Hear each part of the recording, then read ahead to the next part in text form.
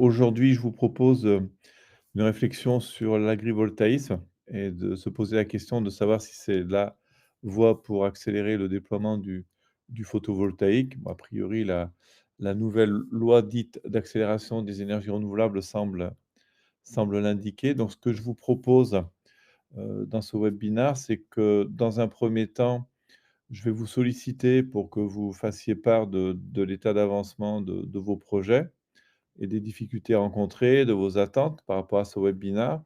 Et ensuite, donc, j'aborderai les différentes questions portant sur les obstacles remportés pour des projets d'agrivoltaïsme, la question de l'acceptabilité et surtout d'évoquer avec vous des solutions pour accélérer les projets.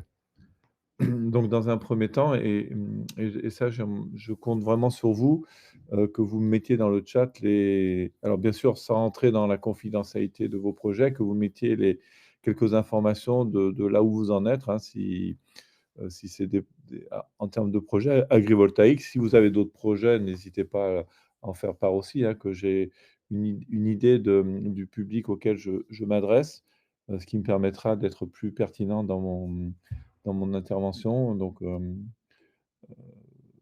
Vanessa,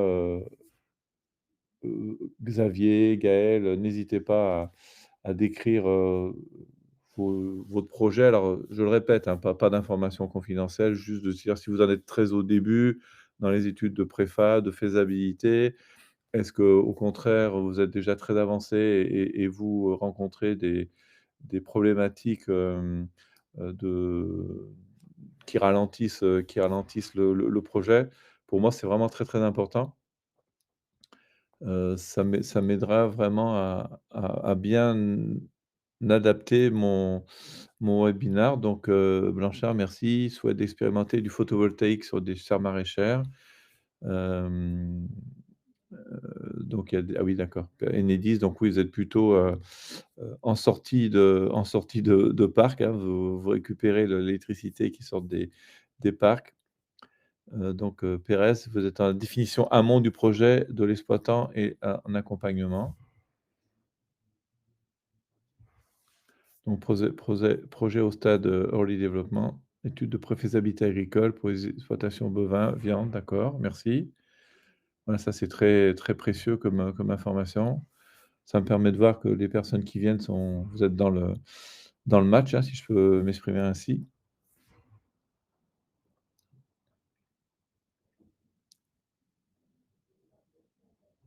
Donc il y a des voilà, il y a des gens qui sont des développeurs, qui ont pas de projet en cours tout de suite, ben, vous êtes les bienvenus aussi, hein, parce que c'est vrai que, les spécificités de ces projets agrivoltaïques font que c'est bien d'avoir des informations au préalable pour partir du bon pied. Donc du développement agri-PV sur les grandes cultures, voilà, ça c'est un vrai challenge, hein, bien évidemment. C'est un vrai challenge. Étude de préfaisabilité agricole, Xavier, merci. Pour exploitation ovin, viande. Projet en cours d'étude, définition exploitation agricole, difficulté aussi pour faire adhérer les collectivités à ce type de projet. Oui, ça on va en parler en effet. Prospecteur foncier en agri-PV pour un producteur d'ENR. Donc OK, bah, les prospecteurs, vous êtes les premiers, première ligne. Ça, c'est évident que, vous devez bien savoir de quoi on parle en termes de problématiques et d'enjeux sur l'agrivoltaïsme. Bon, ben, je vous remercie parce que ça montre qu'autour de cette table virtuelle, vous êtes des gens vraiment impliqués dans la problématique.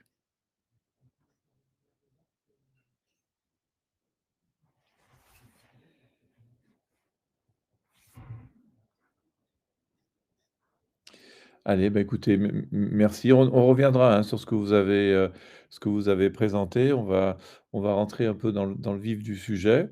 Donc je propose, qu'on regarde un peu ce que j'appelle le paradoxe des énergies renouvelables. Donc je pense que vous devez bien connaître ou en tous les cas vivre, c'est-à-dire que d'un côté, on a, selon ce sondage en 2021 de d'IFOP, sur des questions par rapport aux énergies renouvelables, on a le photovoltaïque avec 85 de bonne image. Donc ça, c'est le côté,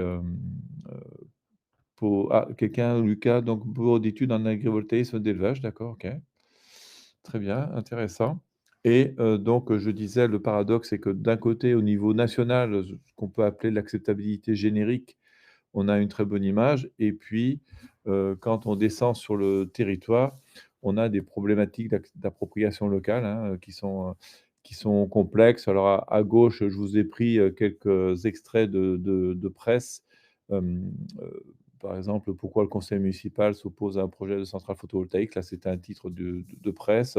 Un avis défavorable de la CDPENAF, c'était en 2021, sur la préservation des enfin, vous connaissez la CDPENAF et puis les citoyens qui, manifestent de plus en plus, de contestation, d'opposition, envers les parcs photovoltaïques. Alors, les parcs photovoltaïques sur les milieux naturels, mais a priori, bon, la nouvelle loi va fortement réduire, même que je pense interdire ce genre de parc, mais en tous les cas, sur l'agrivoltaïsme, on rencontre un peu le même genre de problématique et à droite, je vous ai mis une l'affiche d'un projet, sur lequel on travaille.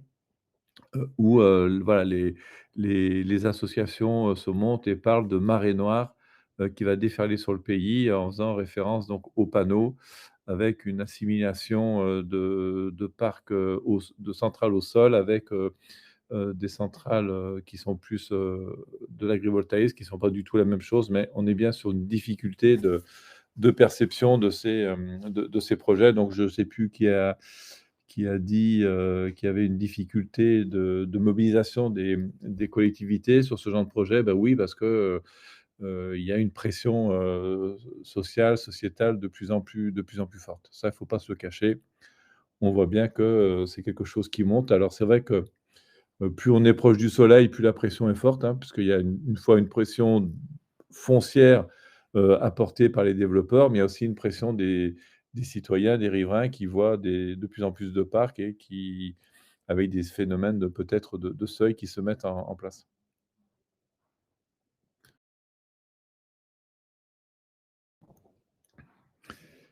Alors la problématique, donc c'est d'un côté, on a besoin donc d'accélérer les énergies renouvelables, donc d'où la fameuse loi, mais avant cette loi, l'ancien ministre Castex avait saisi le Conseil économique, social et environnemental pour faire un état sur l'acceptabilité des nouvelles infrastructures de transition énergétique et ils avaient titré, je vous recommande cet ouvrage, hein, d'ailleurs, c'est assez intéressant. Ils avaient titré, «Transition subie, transition choisie». Je pense que c'est vraiment le cœur du problème, c'est que pour l'instant, on est plus sur une transition subie qu'une transition choisie. Donc en termes d'acceptabilité, c'est, juste, je ne vais pas trop vous embêter avec ça, mais il faut savoir que c'est une notion qui est à la fois mal définie ou plutôt évolutive, on va le dire comme ça. Moi, j'utilise souvent celle d'une sociologue canadienne qui fait référence dans ce domaine et qui met bien les points sur les i dans le sens que pour elle, l'acceptabilité, c'est quelque chose qui fait appel à une dynamique sociale. Et j'aime bien ce terme dynamique puisque ça veut dire que ben, rien n'est figé, rien n'est arrêté et que quand les choses bougent, on peut toujours, intégrer cette dynamique et participer aux évolutions et surtout donc c'est quelque chose qui va dépasser les points de vue individuels, dans une recherche de l'intérêt collectif autour de valeurs partagées. Alors on sait qu'on a le fameux syndrome NIMBY, hein, Not in my backyard, pas chez moi, pas, qui est quand même avant tout individuel, mais on est bien sur quelque chose qui va, peut-être dépasser ce point de vue individuel, mais qui va aussi s'alimenter avec ces points de vue individuels pour construire quelque chose de collectif, d'où la complexité de cette approche de l'acceptabilité. Donc ça, c'est des éléments que nous avons donc, nous travaillé donc là en France, à Toulouse, sur la problématique de l'acceptabilité avec des sociologues, avec l'aide de l'ADEME, du CNRS et de l'université. Alors on a essayé de conceptualiser le modèle, de savoir ce dont on parlait et à quoi on avait affaire surtout pour justement, guider au mieux les développeurs, les porteurs de projets. Donc plusieurs résultats. Alors quelque chose qui paraît évident, c'est que l'acceptabilité, bah, ça va être la rencontre entre un projet et son territoire. Le territoire, on peut le subdiviser en 2 grandes parties. La partie, territoriale au sens strict ou contexte qui est donc, comment le territoire est organisé, structuré, les relations entre les parties prenantes Et quelque chose qui est un peu moins, évident, ce sont les perceptions qu'ont les parties prenantes du projet. L'autre résultat qui est très intéressant, c'est qu'on s'est aperçu que, le résultat en termes d'acceptabilité, bah, c'était 50-50, c'est-à-dire c'est 50, de la, d'une part qui est portée par le projet et 50 par le territoire. Donc il faut se sortir de l'image, qui est de dire: «On va faire une bonne explication de texte et tout va bien se passer», puisque c'est les gens qui ne comprennent pas et le territoire, qui ne comprend pas. La pédagogie, toute seule ne suffit plus. Le troisième résultat qui est très important, et c'est l'iceberg que vous avez à la gauche, qui montre qu'en fin de compte, en termes d'acceptabilité, un projet est en 3 dimensions. Il y a la partie émergée de l'iceberg qui est le contenu, donc ce sur quoi vous travaillez toutes et tous, hein, donc de faire en sorte que le projet soit faisable, hein, d'un point de vue technique, économique, qu'il soit conforme d'un point de vue réglementaire, donc ça, c'est la partie immergée de l'iceberg. Mais en termes d'acceptabilité, il faut savoir que les parties prenantes, donc on parlait de perception tout à l'heure, vont percevoir le projet, donc pas forcément avec, des informations, des connaissances très poussées, mais le percevoir, à travers donc 2 grandes dimensions que sont les relations, entre le projet et le territoire et le portage du projet. Alors quand on parle du portage du projet, c'est pas uniquement le portage juridique, hein, savoir si c'est, quel type d'entreprise qui porte, bien sûr c'est important, mais c'est comment le projet va être, approprié, porté par le territoire. Les Anglo-Saxons parlent de pour cette partie immergée de l'iceberg, même si eux, ils n'utilisent pas cette image, ils parlent donc de justice, une justice en là encore en trois niveaux. Une justice, procédurale qui est donc en fin de compte comment le process de décision, qui conduit à l'arrivée d'un projet sur le territoire, est mené. Une justice de répartition. Est-ce que les impacts, à la fois négatifs et positifs vont être répartis d'une façon équitable sur le territoire? Et une justice interactionnelle, c'est-à-dire comment les personnes, autour du projet, enfin quand je dis autour du projet, c'est pas les voisins, hein, les personnes qui ne sont pas dans le projet, qui vont être en relation avec le projet, comment elles vont traiter dans la relation?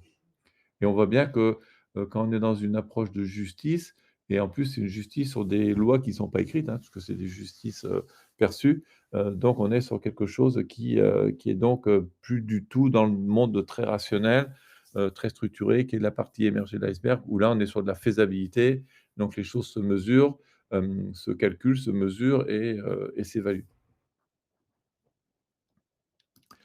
Donc qu'est-ce qui va faire la spécificité de l'agrivoltaïsme? Alors j'ai listé moi les contraintes, que l'on voit, hein, sur le territoire, bah, que vous devez voir vous aussi. Donc il y a plusieurs éléments qui vont intervenir. Donc le projet, en tant que tel, donc la nouvelle loi d'accélération a le mérite de mieux qualifier l'agrivoltaïsme et en disant notamment que, cette, production d'énergie renouvelable doit contribuer durablement à l'installation, au maintien ou au développement d'une production agricole. Voilà. Donc ça veut dire qu'il y a la fameuse coactivité, qui est un peu plus détaillée d'ailleurs, qui doit être, au centre du dispositif. L'autre contrainte, alors là, c'est pas la loi, c'est ce que l'on voit sur le territoire, c'est que les technologies utilisées sont relativement, récentes. Alors quand je dis récentes, il y en a certaines qui ont plusieurs années, mais chaque développeur, vient avec sa technologie.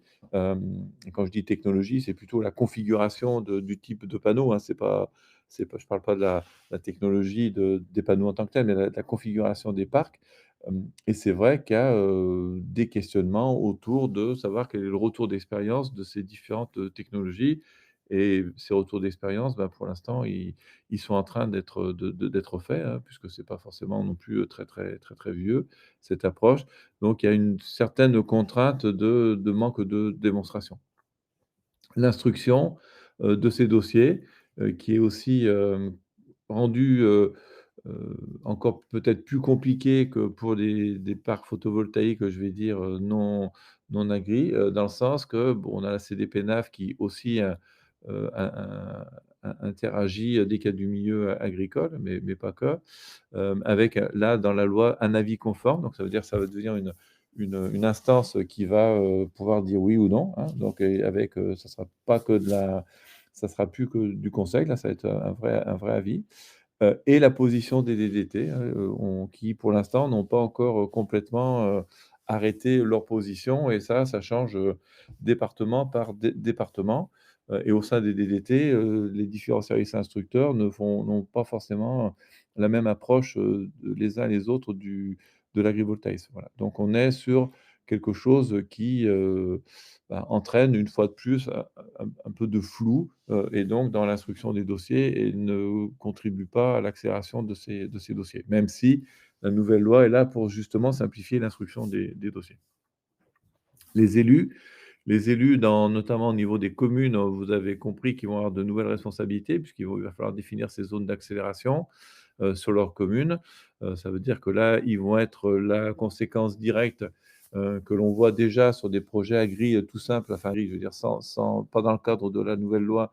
On voit déjà des pressions très fortes que subissent les maires, de la part de leurs citoyens, de leurs habitants et là, ils vont prendre encore plus de pression, puisqu'ils vont être, ils vont choisir, c'est un peu comme le PLU, hein, ils vont choisir de qui a le droit de construire ou qui a pas le droit de construire et là, c'est qui a le droit d'avoir du photovoltaïque sur son terrain et qui n'a pas le droit. Donc ça va être, encore une pression, supplémentaire et la plupart du temps, les parcs photovoltaïques ne s'installent pas dans les grandes agglomérations, hein, jusqu'à preuve du contraire, mais plutôt dans des milieux très ruraux et les collectivités sont de taille réduite. Donc ça veut dire que le maire, il est en prise directe avec, ses administrés. Il n'a pas tout un service, technique autour de lui qui peut lui servir de tampon. C'est-à-dire que, comme disait, je ne sais plus qui, il est à portée d'engueulade et voire plus si affinité. Donc ça va encore lui rajouter un peu plus de pression, et à son conseil municipal, bien évidemment, que d'avoir à prendre ce genre de décision. Le monde agricole, donc ça, c'est aussi, une dimension, très, très importante, en sachant que le monde agricole, beh, il y a sa diversité de désorganisation, donc que ça soit les chambres, les les les associations autorisées pour l'irrigation, les coopératives, les syndicats et autres acteurs, les services techniques et ces organisations changent à chaque département, au minimum, et même souvent dans des géographies même plus petites que le département. Il suffit qu'il y ait une coopérative locale qui soit un peu puissante et à chaque fois donc il y a un nouveau contexte territorial qui va se mettre en place. Et enfin les citoyens puisque, on parle d'acceptabilité. Alors j'en profite, hein, pour bien, vous dire clairement que l'acceptabilité, bien évidemment, spontanément, on pense uniquement aux gens qui ne sont pas contents, les citoyens, mais l'acceptabilité, c'est l'acceptabilité de tout le monde et c'est pour ça que je me suis permis de parler de l'instruction, des élus, du monde agricole, puisqu'il y a aussi, des mécanismes d'acceptabilité, qui vont être actionnés, auprès de ces personnes, puisque ce sont bien évidemment des gens qui ont des fonctions, mais qui sont aussi, des êtres humains, des citoyens, des habitants et qui, de temps en temps, ont un peu du mal à faire la part des choses entre leurs fonctions, et leur vie affective ou, leur vie de leur territoire. Donc l'acceptabilité, c'est les mécanismes, en tous les cas, c'est l'ensemble de ces parties prenantes et les citoyens, donc, ne sont pas les seuls, mais c'est vrai qu'ils jouent un rôle très important avec 2 grandes entrées en ce qui concerne l'agrivoltaïsme. C'est d'une part le paysage. Alors là, on rejoint, heu, on rejoint la problématique d'éolien, on rejoint aussi la problématique des grandes centrales au sol. Donc là, on est plutôt sur du Limbay, hein, donc pas dans mon jardin. Et il y a une dimension, très, très importante qui rentre en ligne de compte, que l'on retrouve, dans les oppositions à la méthanisation. C'est-à-dire qu'il y a une opposition, plus dogmatique sur, il ne faut pas utiliser les terres agricoles, pour autre chose que de la production agricole. Voilà, donc et je ne suis pas sûr que la loi va apaiser cette dimension, hein, puisque même s'il est écrit, très d'une façon noir sur blanc, que ça devra contribuer à l'installation, au maintien ou au développement d'une production agricole, n'empêche que les perceptions, elles, sont ce qu'elles sont et on pourra, donc, avoir des des réactions particulières. Donc ça, c'est les contraintes de l'agrivoltaïsme. Donc si certains ou certaines, veulent s'exprimer, n'hésitez pas avec le chat, hein, on a pas de possibilité de vous donner la parole.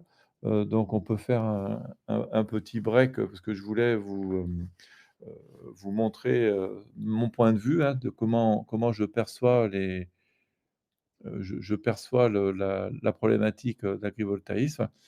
Donc, si, certains, ou certaines d'entre vous veulent réagir, n'hésitez, surtout pas, hein.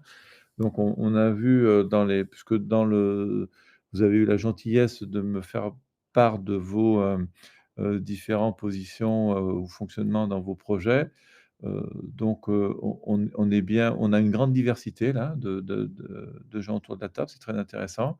Donc il y a des développeurs fonciers, j'ai vu qu'il y en avait au moins un, me semble-t-il, hein.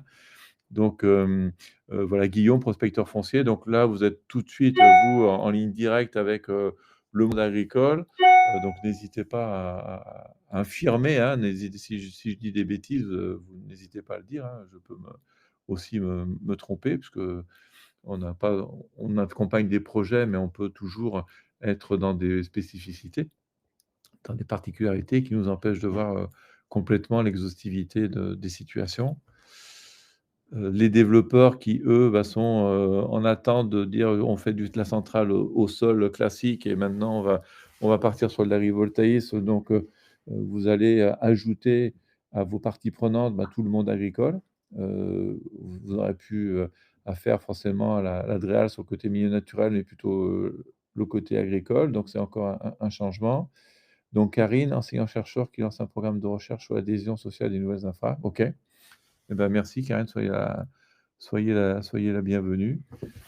Donc il y a aussi ça c'est très intéressant de voir que la partie, recherche, s'approprie un peu plus fort cette dimension, hein. C'est vrai que quand j'ai créé la structure, il y a 12 ans, sur l'acceptabilité, où il y avait plus trop de recherche universitaire, enfin en tous les cas en France. Il y a eu, pas mal de recherches, dans les années, 90, début 2000, après ça s'est arrêté. Il faut retourner au Canada, hem, il faut retourner au Canada pour, avoir plus de chercheurs, qui travaillent là-dessus. Mais enfin, en tous les cas, on est dans une réalité, actuelle. OK, Thibaut, consultant sujet RSE, d'accord, et numérique. Donc voilà, on a un public, très, très large. Donc merci pour votre présence, merci pour cette diversité de points de vue. Donc par rapport à ce qui a été dit, est-ce que les personnes qui, elles, sont vraiment directement sur le terrain, hein, sur l'accompagnement de projets, est-ce qu'il y a des choses que vous voulez rajouter par rapport aux contraintes que l'on observe sur les projets agrivoltaïques en particulier, par rapport à ce que j'ai listé?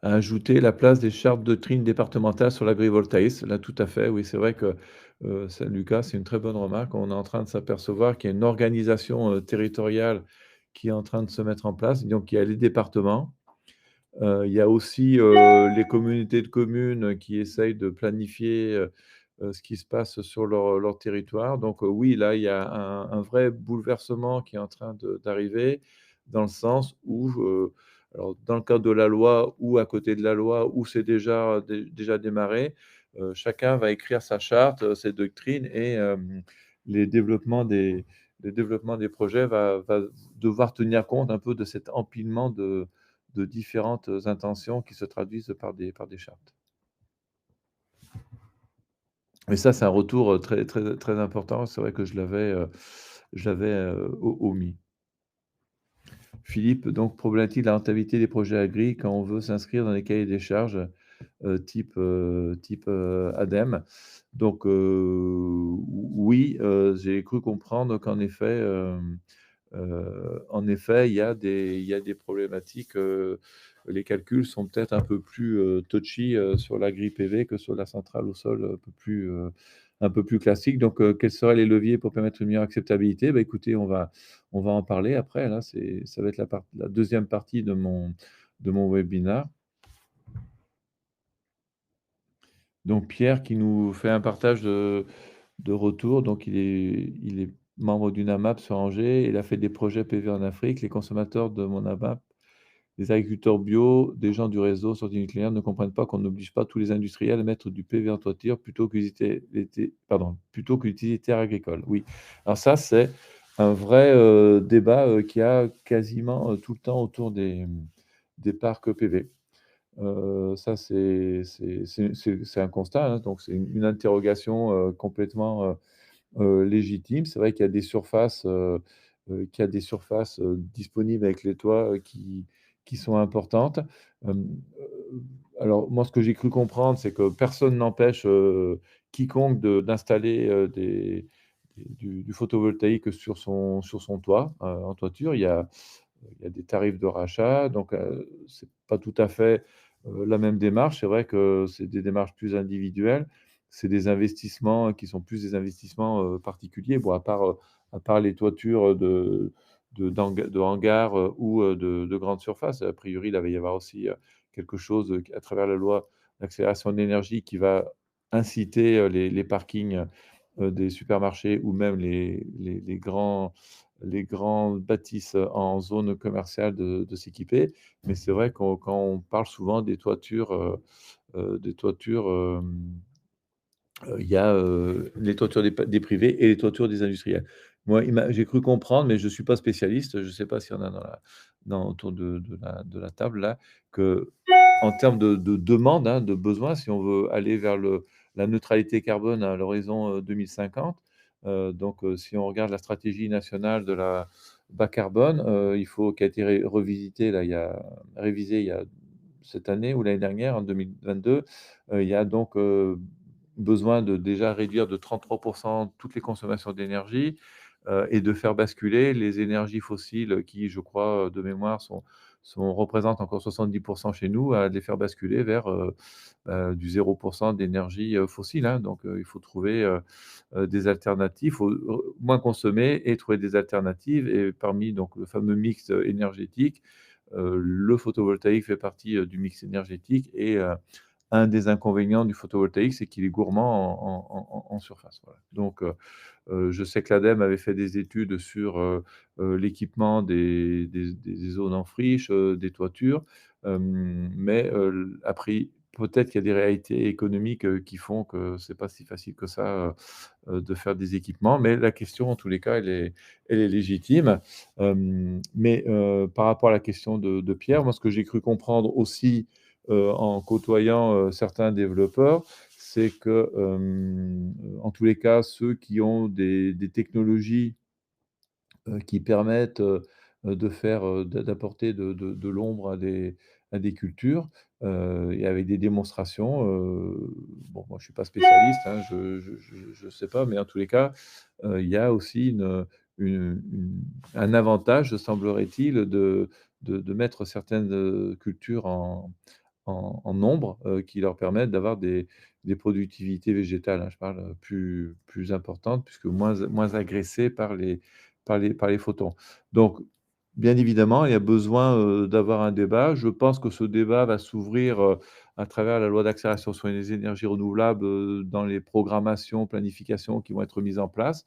J'ai cru comprendre, qu'il y aurait besoin de concertation amont, pour identifier, les zones d'accélération des énergies renouvelables. Donc je ne sais pas comment ça va se traduire, mais c'est vrai que les expressions, quelles qu'elles soient, seront les bienvenues et devront s'exprimer. Guillaume, de mon côté, pour les contraintes, c'est exactement cela. Point important, c'est que pour une centrale au sol classique, ça nécessite de la prospection. Pour de l'agri-PV, ce sont essentiellement des demandes directes des propriétaires. D'accord? Donc bah, ça, c'est une information, que vous donnez. Oui, probablement que le monde agricole, va être demandeur, hein, puisque moi, ce que j'ai cru comprendre, là encore, je pars sous réserve des spécialistes qui sont autour de cette table, c'est que ça remplace pas bien évidemment les revenus, l'allocation de de l'espace, on va dire, ne remplace pas les revenus agricoles, mais c'est vrai que ça peut permettre d'apporter un peu de stabilité dans des exploitations qui sont souvent, qui peuvent être souvent soumis à, à rude épreuve en termes de tension sur les marchés puisque l'agriculture est quand même très, très soumise au marché de plus en plus.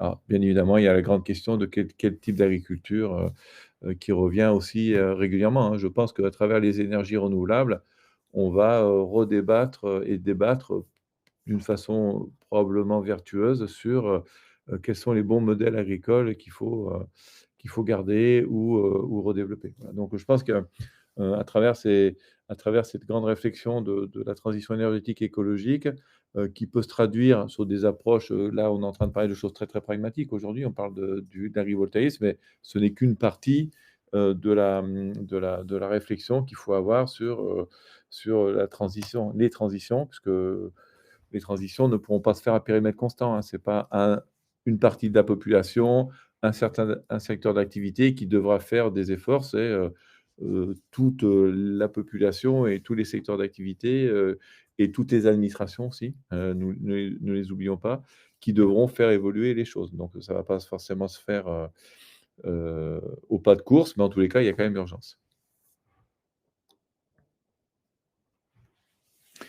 Thibault, donc d'expérience pour beaucoup d'organismes privés, les contraintes sont nombreuses. La première est simplement le manque de rentabilité d'un tel projet face au business cœur, voilà. Les prévisions d'investissement de grands groupes sur les sujets d'environnement ont été prévues à la baisse depuis de 50 en anticipation de la crise, d'accord. Sans politique forte, la privée va faire énormément de greenwashing et d'actions partielles sans intégration dans une approche holistique non dirigée par un ROI financier direct, d'accord. Donc c'est une sorte de réponse à Pierre qui disait: «Il faut installer des panneaux sur les toits des sites industriels, parce qu'il y a une réalité économique, qui intervient et que dans les énergies renouvelables, il y a une phase investissement qui n'est pas négligeable, hein, c'est quand même, assez lourd, hein, comme investissement c'est vrai qu'il y aura toujours des rapports, des calculs de retour sur investissement qui vont être faits. Donc on est la contrainte financière, c'est une des contraintes que je n'ai pas identifiées, donc merci, Thibault de le rappeler.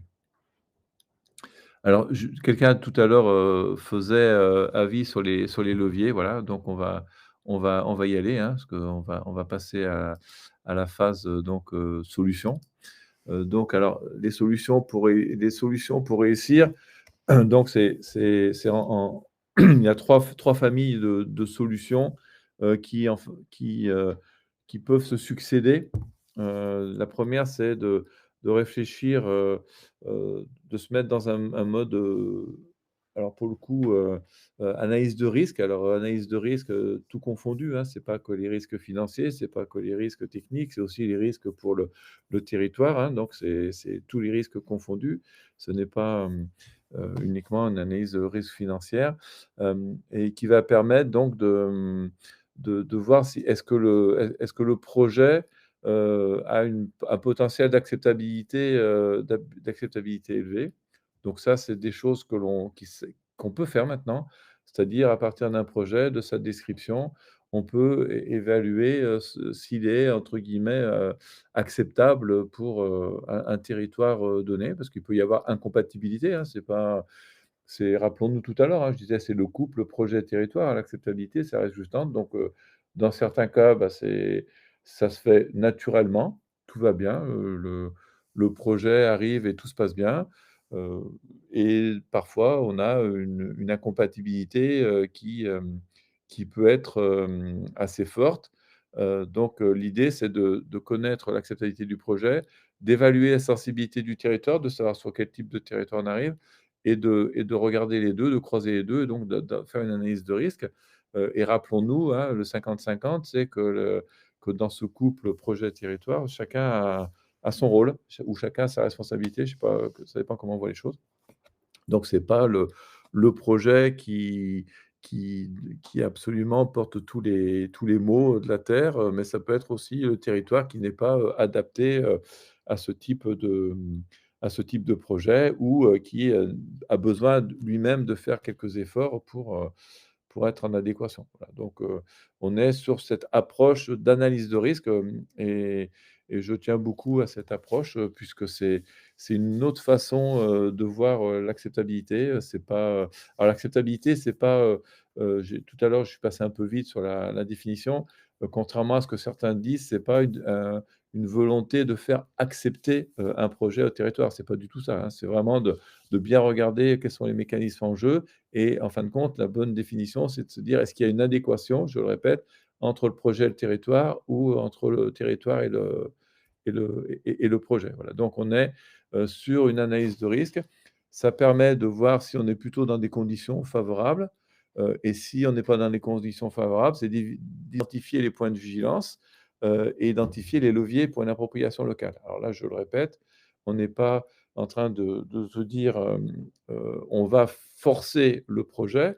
Non, c'est de voir qu'est-ce qui dans le projet, va, parler, de son acceptabilité, hein. Donc c'est-à-dire un projet peut être mal ficelé, sur un point de vue faisabilité, rappelons-nous l'iceberg, la partie émergée de l'iceberg, mais aussi sur la façon dont il a établi ses relations avec le territoire et la façon dont il s'est organisé pour le portage, quels sont les acteurs, locaux qui vont l'aider à porter le projet.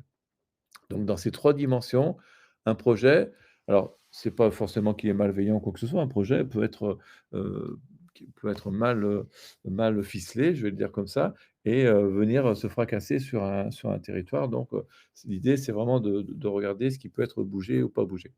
Ensuite, on parle de stratégie d'acceptabilité. Alors, stratégie d'acceptabilité, ça, encore une fois, c'est important pour moi de l'expliciter. On n'est pas dans une stratégie pour dire on va forcer le projet sur le territoire, ça n'a aucun sens. Ça c'est plus des démarches de communication au sens strict du terme. Donc là, on est vraiment sur, regardons à gauche de cette planche, on voit bien qu'on est dans 50-50. Donc regardons ce qu'il faut faire évoluer, dans le projet, pour que les perceptions, par les parties prenantes du projet évoluent. Si rien ne bouge dans le projet, si le projet n'est pas adapté au territoire, rien ne va se passer. On sera toujours dans une opposition, qui va pas être, qui va être positive pour personne. Donc ça ne sert à strictement rien. Donc il faut bien être en capacité de dire les fameux leviers là dont on parle, c'est rappelons-nous, où sont les leviers? C'est-à-dire, est-ce qu'ils sont dans le contenu, dans la faisabilité? Est-ce qu'ils sont dans la relation au territoire? Est-ce qu'ils sont dans le portage par le territoire? Et l'idée, c'est, donc la stratégie d'acceptabilité, c'est ça, c'est d'identifier les leviers et de savoir donc, en fin de compte, c'est, le qui, le quand, le quoi et le comment, hein. C'est ça, tout le monde connaît la méthode, sauf que là, on est dans une démarche un peu particulière, et on a sur un écosystème très complexe. À gauche, je représente, le développeur qui se retrouve entouré, bah, de tous les acteurs qu'on a identifiés, de l'agrivoltaïsme, et qui va devoir aller voir, oui, mais dans quel ordre, pour dire quoi, pour faire quoi, quand et comment. Donc la stratégie d'acceptabilité, c'est quoi? C'est de trouver les leviers pour créer de la convergence territoriale. Donc je le répète, c'est important. On n'est pas là pour faire passer le projet, on est là pour essayer de créer, une une démarche positive, qui va faire en sorte que le projet et le territoire vont se mettre en adéquation. Donc en adéquation, donc je redis ce que je viens de dire il y a 2 minutes, c'est que ça ne peut se faire que si le projet, hem, identifie, ce qui est mal perçu, donc ça, il peut expliquer, c'est plus de la pédagogie, mais surtout identifie ce qui, structurellement, dans le projet, n'est pas adapté au territoire, hein. Donc le quoi, ça, c'est quelque chose de très, très important. C'est qu'est-ce que je vais pouvoir faire évoluer dans mon projet? Qu'est-ce que je vais pouvoir faire évoluer dans mon projet pour qu'il y ait une perception différente? Si on fait évoluer les choses dans le projet et que la perception est toujours négative, bah, ça veut dire que définitivement le projet n'est pas adapté au territoire. Donc autant s'en apercevoir le plus vite, possible. Le comment, donc là, c'est très important parce que bien évidemment, il y a besoin d'informations, mais souvent, sauf si, on a une analyse de risque, je vais vous montrer des exemples après. Si on a une analyse de risque qui montre qu'il y a pas de risque, bah, on peut-être que la simple information, ça suffit. Mais en termes de stratégie d'acceptabilité, il faut vraiment se poser toutes ces questions.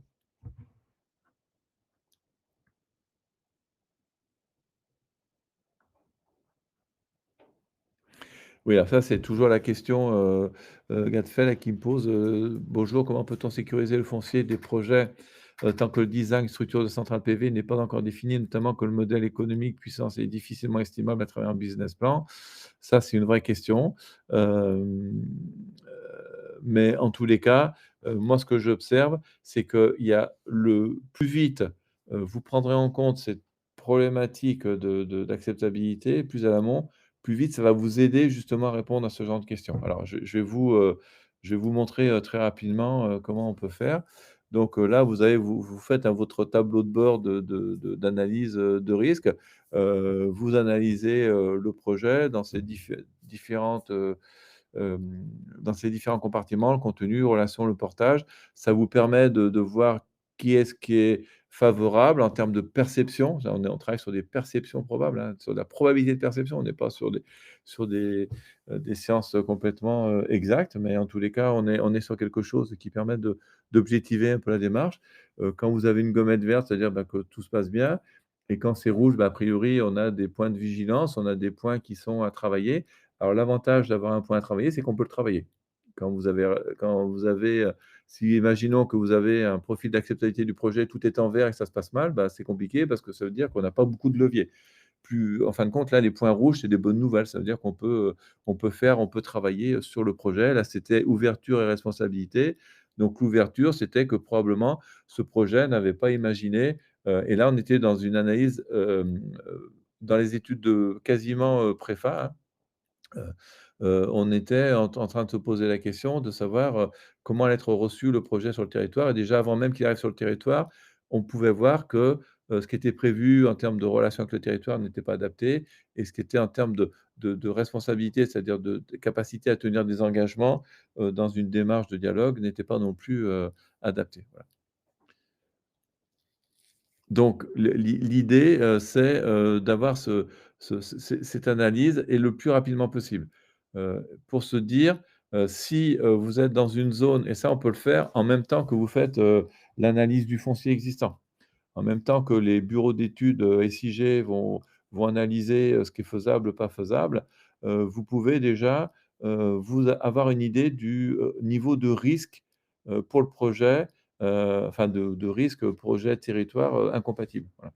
Et ça permet de dire si on est dans une zone à risque élevé, bah, ça veut dire que le foncier, pour le coup, il faut peut-être prévoir plus large que ce qui est prévu, parce qu'on aura peut-être des adaptations à faire, qui vont être, assez, assez, importante. Alors les mêmes problématiques d'acceptabilité sur les projets éoliens des bassines, les particularités pour l'acceptabilité de l'agrivoltaïsme, oui, moi j'en vois beaucoup. C'est que, c'est que les bassines, c'est 100 pour, le monde agricole. L'éolien, c'est quasiment 100 pour les développeurs, et l'emprise foncière, n'est pas très importante. L'agrivoltaïsme, on est sur une vraie coactivité. C'est-à-dire que là, il y a obligatoirement une rencontre, une synergie positive à dégager avant toute chose entre le monde agricole et le développeur, et ça, c'est une vraie particularité.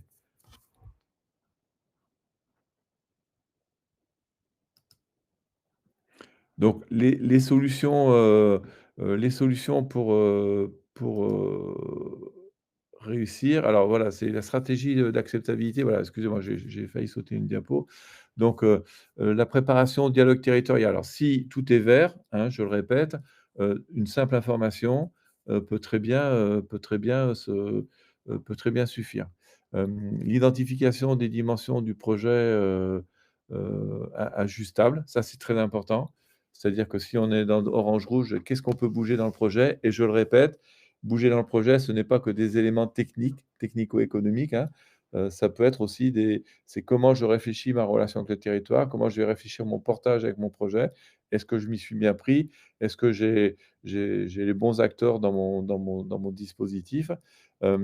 Et l'idée, c'est de partir sur ce qu'on appelle des processus de pédagogie inversée, qui laissent le temps au temps pour l'appropriation locale. C'est-à-dire plutôt que de vouloir venir expliquer, aux élus, aux agriculteurs, pourquoi ce que vous avez proposé est super, bah, faut peut-être être dans une démarche un peu plus d'échange pour essayer de voir quelles sont les caractéristiques du projet, les caractéristiques du territoire et voir où il y a des points de convergence. Alors ça, vous pouvez le faire par de la discussion, mais l'analyse de risque, elle permet, elle, d'identifier très rapidement une stratégie d'acceptabilité même sans avoir parlé à personne, hein. C'est-à-dire que, si vous avez à choisir entre une commune et une autre commune, vous pouvez déjà faire ce type d'analyse, et ça va vous permettre de dire: «Est-ce que oui, là, j'ai un potentiel, physique très important, mais enfin physique de potentiel d'ensoleillement et de pente, qui va bien, mais je suis sur un territoire qui est compliqué, pour ce genre de problématique et là, je vais peut-être perdre du temps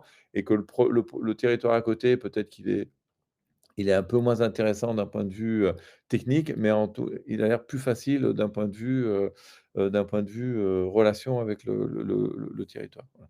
En termes de convergence, territoriale, l'idée c'est, de travailler sur des évolutions possibles du projet et les évolutions possibles du projet, donc c'est de faire en dynamique, collective, et c'est là que la spécificité de l'agrivoltaïsme arrive, c'est qu'il faut aussi qu'il y ait absolument une cohérence agricole. Ça, je le vois tous les jours sur le territoire, hem,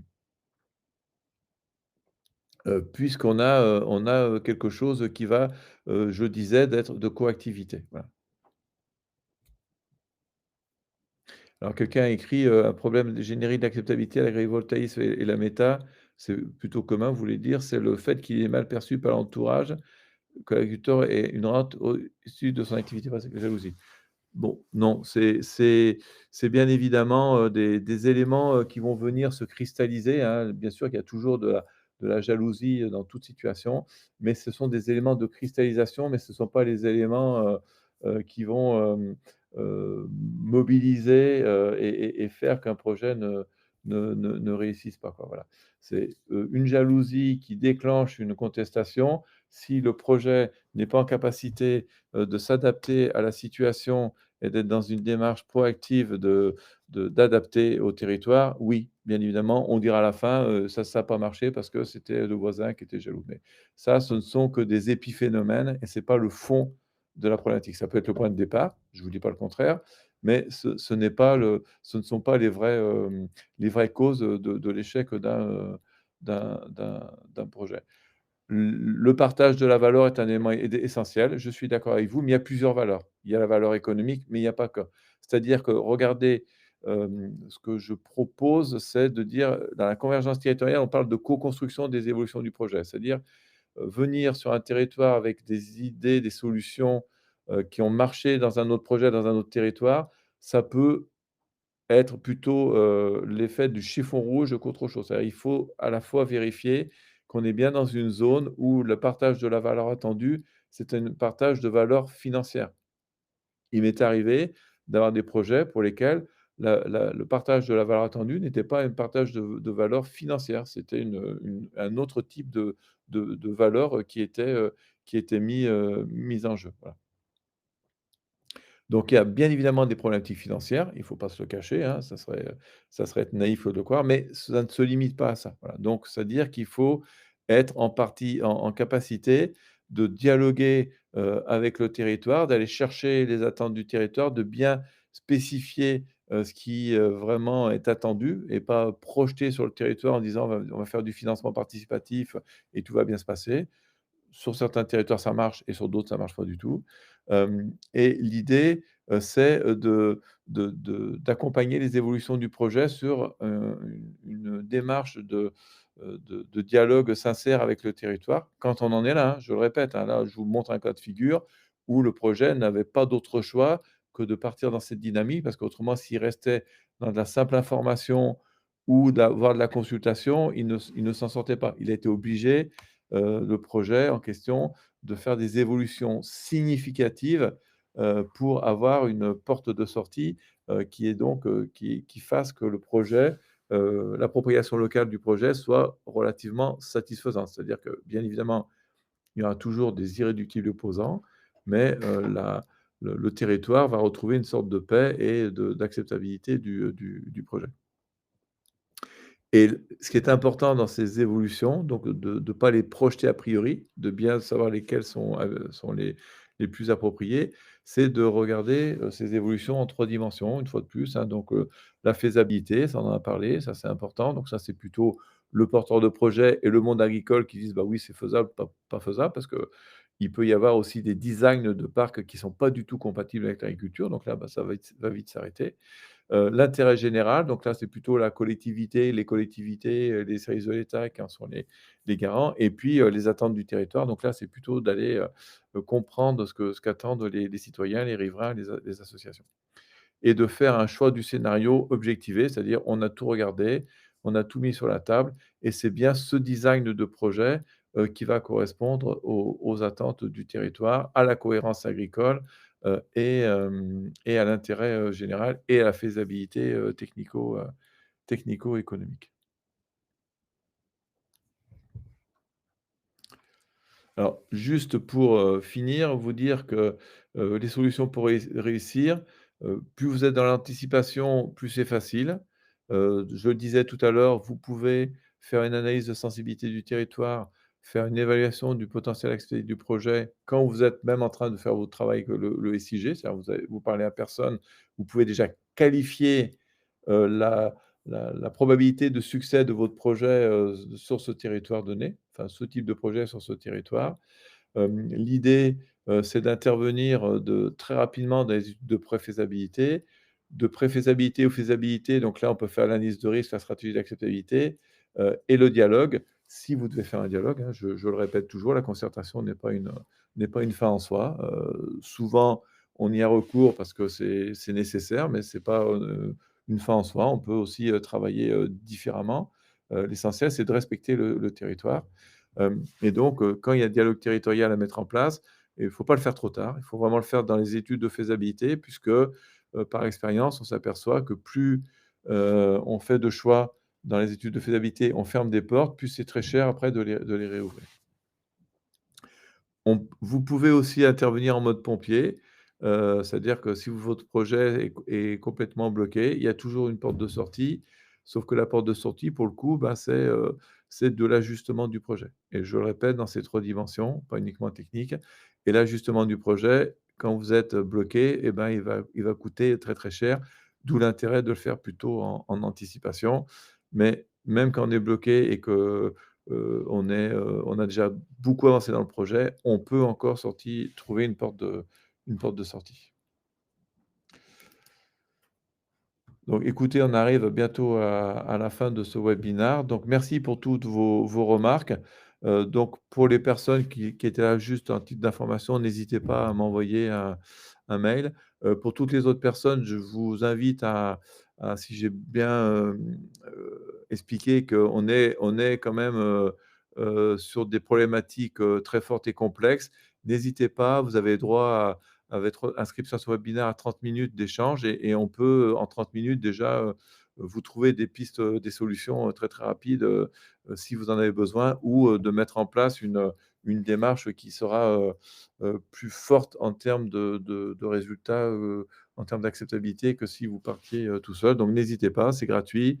En 30 minutes, je vous dis par téléphone, on peut faire beaucoup, beaucoup de choses et voir comment on peut vous faire partir du bon pied.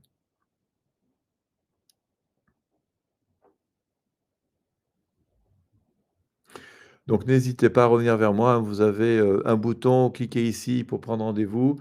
Ça vous envoie sur mon calendrier. Vous avez mon adresse électronique aussi, vous pouvez m'écrire directement. N'hésitez pas, ça serait avec vraiment un grand plaisir que je peux vous aider, si nécessaire. Oui, je Karine, oui, en effet, je fais un normalement c'est enregistré. J'espère que l'enregistrement a marché et on vous l'enverra, quand ça sera disponible, on vous enverra le lien, du replay. Donc merci à toutes et à tous. Bonne continuation dans cette journée, dans cette semaine et puis, n'hésitez pas à revenir. Je vous invite vraiment, hein, parce que la complexité est toujours plus importante qu'on ne le pense. Au revoir.